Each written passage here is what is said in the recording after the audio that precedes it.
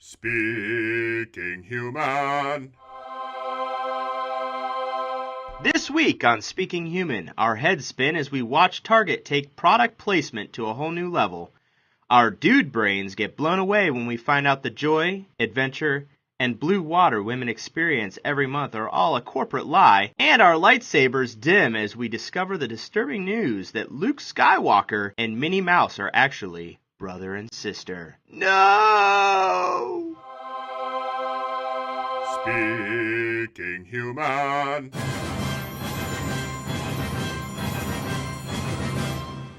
Welcome to Speaking Human, the official podcast of Monsters Unlimited.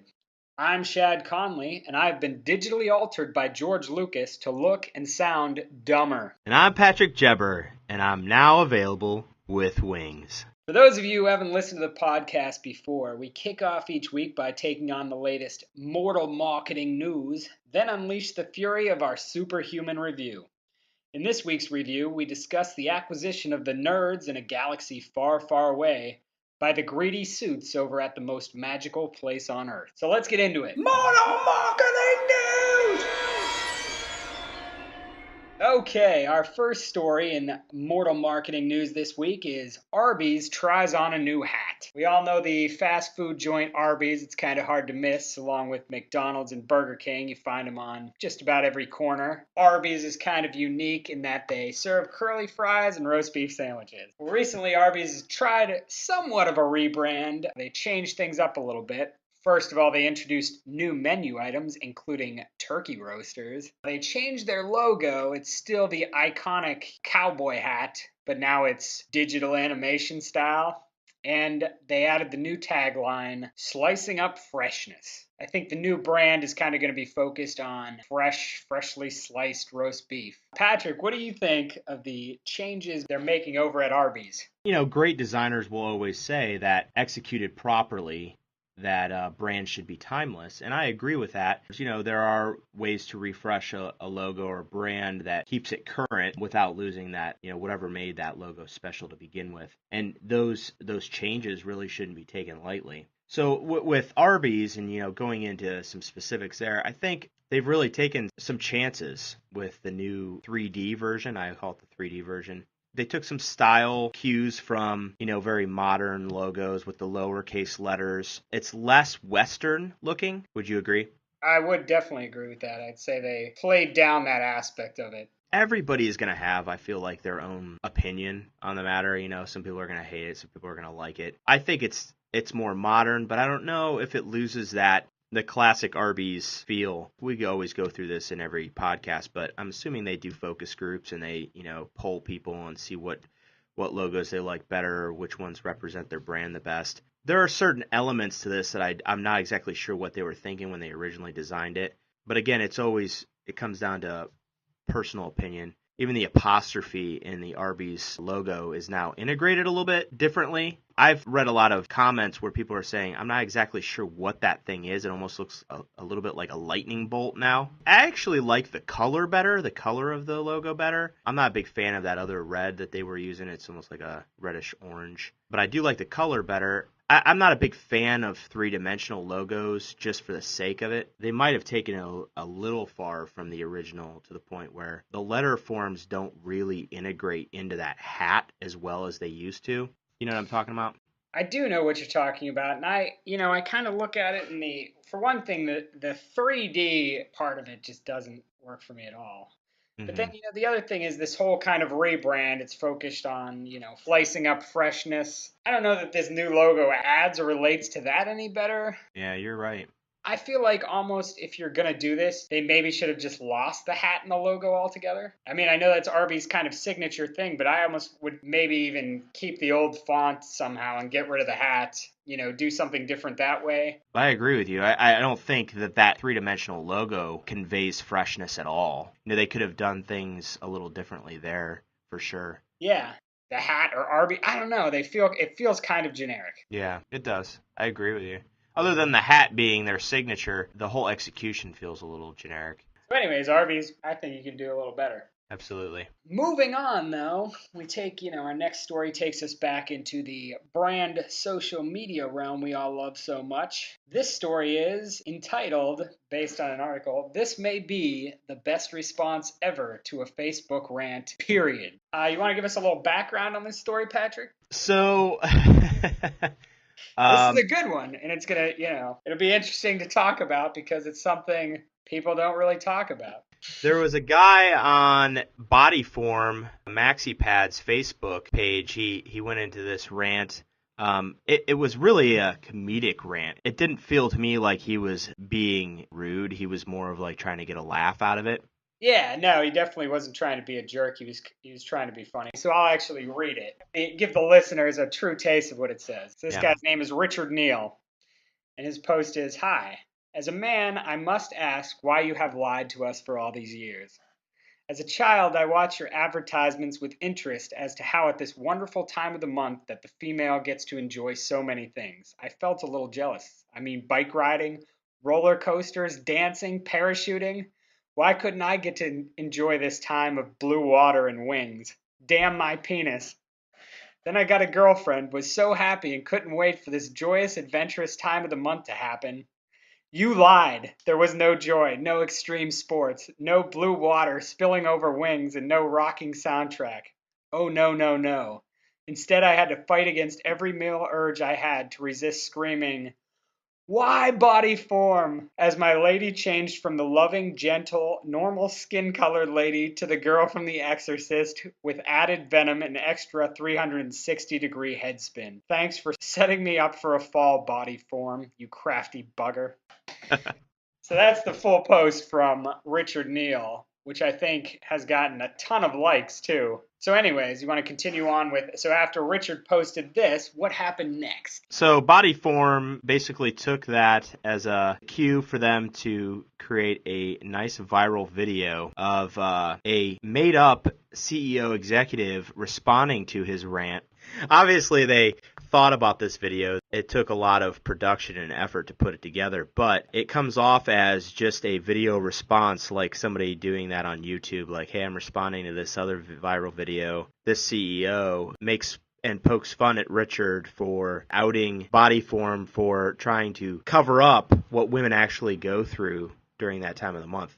So what did you think of it? What did you think of the body form response? I thought it was great. It was a very witty way to make a viral video. I'm not really sure how much of this was planned, like maybe even the rant itself could have been planned. I'm not sure. Could have been. Yeah, and I've heard people say, like the video is so well executed, it's delivered so well that people question whether or not the rant was ever really real. I don't know if they've ever come up with an answer to that. I'm assuming it was real. And making that assumption, I think it's a great way to make people laugh. Yeah. Sorry. And it is. And I think the thing about this is no matter how much was behind it or not, it comes off as organic, somebody posting something on social media that kind of becomes a sensation, and then the company creating something to respond to it that's also funny. It just seems so organic, and there's just a lot of comedy to it. But the funny thing about this whole thing is there's also so much truth to it because, you talk about one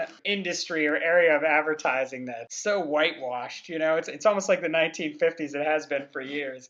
They have these sort of images like they talk about with like the blue water and, smiling faces and like bright sunny skies. Women on horseback. Yeah. It's just that the approach is so interesting because it's just so avoidant, and like we're talking about this, but we're not really talking about this. Like, what's it really like during that time of the month? And it's more like the SNL skits where, like the lady with the axe freaking out, but they always show people in such a positive light. Like, this is the best time of your life during this. And it's been like that, for decades. They've always been like that. So the CEO, she says, "We lied to you, Richard, and I want to say sorry. In the past, we tried to be more honest with our approach." It's a nice touch that she has a pitcher of blue water and a glass of blue water on her desk. Yeah, and she drinks it. I love that. So yeah, all in all, this is one of these examples, that we find from time to time of just social media and viral mixing perfectly and just coming up with something that's great and really engaging. And it just kind of happens, like the perfect storm and works out Yeah. really well. If we were grading humans on this, I'd throw 5 humans at it. Yeah, absolutely. So, moving on to our next story. This one is about the continued combination of entertainment and advertising. The way these two things are just sort of, smashing together and mixing like dough in ways we never thought possible. The title of this one is Target Debuts First Ever Shoppable Film. And the story here is basically just as it sounds. Target put a significant amount of money into developing some online films starring Kristen Bell, who was Sarah Marshall in Forgetting Sarah Marshall, Nia Long, who's a recognizable face if you see her, and some dude, I don't know who he is. But everything in the film, all the clothing items, things people are wearing, etc., is available to purchase at Target. When you're watching the video, there's a sidebar where you can see these items that they're wearing for sale. What do you think about this, Patrick? This is a crazy concept. It's probably the future of marketing we're looking at in some aspect here. Yeah, this is an interesting marketing concept. I appreciate the new angle that Target has taken on this one. And I have to admit, I was interested more in the technical execution when I watched the first segment because I wanted to see how they were going to do that. How do they execute something where they're having a video and then having products display on the right-hand side? So, I'm always looking at that angle from myself. But I'm no psychologist, but I'll tell you, I'm guessing here, the hurdles that really you need to overcome with this is the general lack of multitasking that most people have. I know when I watched it, and even though I was watching for the technical execution, when I got wrapped up in the story, and, again, it's not like an overly complex and mysterious story or anything, but I was watching the characters, I almost forgot that the products were on the right-hand side. Now, I don't know if everybody will feel that way. Maybe there are actually going to be people that are, oh, I want those shoes. But because I was more pulled into the story, I almost ignored the stuff on the right-hand side. Did you feel that way when you watched it? You know what, I didn't totally think about it, but I did. That's the problem, I think. I think the idea here is really good. I like the idea of taking entertainment, mixing it with advertising, and you can kind of pick things out for yourself. They need to be integrated a little better somehow. I don't know exactly how that is. Maybe you could do remember pop-up video on VH1, maybe have things pop up, but is that then too invasive? Are you taking away from the video?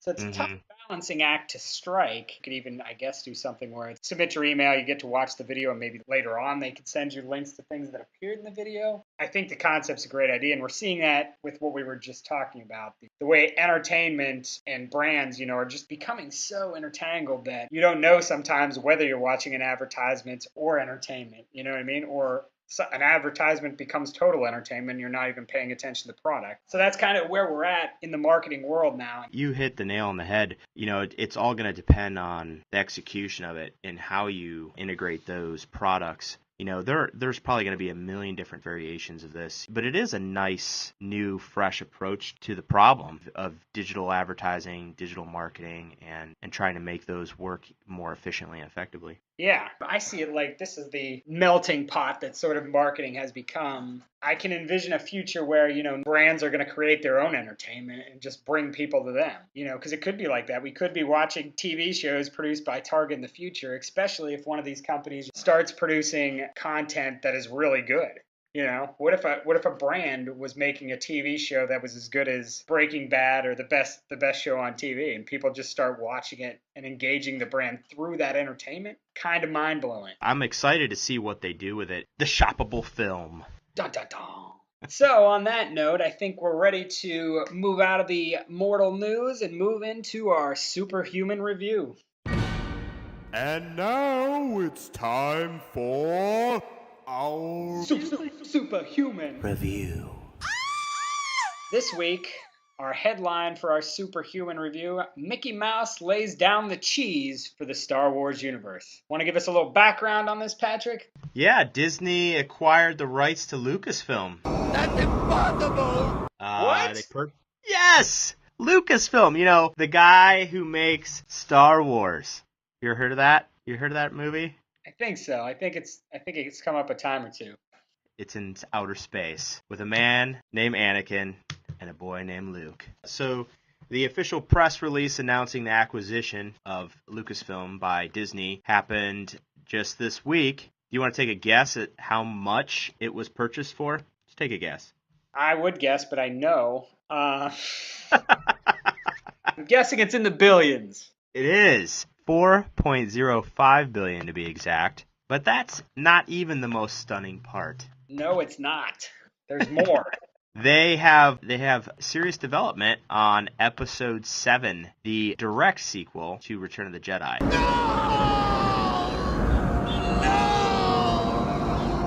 And I know what you're thinking. Oh God, please don't. But it's true. I guess they plan on having it in theaters by 2015, which, gives them some time to change their mind and not do it. But I doubt it'll happen. You don't buy something for $4 billion and then, Let it sit on the shelf. we're just going to let that collect dust. This isn't the first time Disney has purchased something with this big of a price tag. Steve Jobs purchased Pixar, which wasn't Pixar at the time, in 1986 for $10 million, and then it sold it to Disney for $7.4 billion. It's a nice return. Yeah, 20 years later. I mean, they only bought Lucasfilm for $4 billion. I guess that maybe $4 billion isn't a lot of money when you think about it, and they bought Pixar for more. So it's not the first time they've made a big acquisition like that, but they're pulling these different assets into the Disney brand and then building on it, Yeah, and you think about Pixar, how much money Disney's made off that. I mean, that's been hugely successful. They also, in recent years acquired Marvel Studios, which, was behind the Avengers. Huge moneymaker. The Disney people know what they're doing. Yeah, they do. And, they're definitely taking steps to make sure that Disney is the main leader in all these sci-fi universes. That being said, I did not, when I heard about this deal, I didn't see it coming at all. I never had heard anything about it possibly happening or anything like that before. I didn't think George Lucas would ever want to give up his kingdom. Yeah. I was kind of surprised by it. That's a big thing to do, man. I'm assuming that he has, again, I make a lot of assumptions during our podcast. I'm assuming he has a lot of rights to those, in terms of leverage when it comes to making decisions. I would think so, too. And I know he's supposed to have, I think, input on the stories and stuff like that. But I'm sure he's not just totally 100% relinquishing control. It's a lot of money, but for what Star Wars is and the recognition, it does seem a little low to me.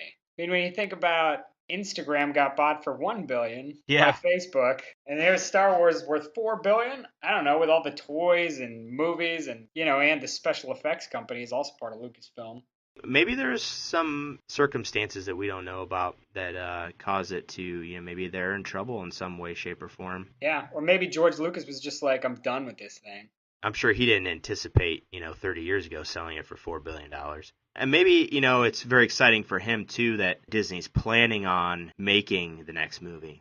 So they're officially saying they're making more movies. There's going to be new Star Wars movies, not made by George Lucas, but that will be coming out, and not only coming out, but coming out in the near future. I'd love to see it go in a better direction than the last three. I want to see it redeem itself, I guess, So it's interesting to me because I'd love to see where they're going to take it. They might ruin it, I suppose, but think that they can do it. It's just going to take a lot of work, And you're never going to please everybody. The way I see it now, and you kind of touched on the same thing, I feel like they've got nothing to lose. After the set of prequels, I remember, as a huge Star Wars fan as a kid, going into that first movie and just walking out of there and being like, what was that? Yeah. It was like this little kid in a spaceship, Jar Jar running around. It was like somebody punched me in the face with a piano. So now, I've really honestly gotten to this point where I feel like I'm okay with it now. I'm just kind of soured in general on Star Wars. It's lost some of its value to me that it once held. I say,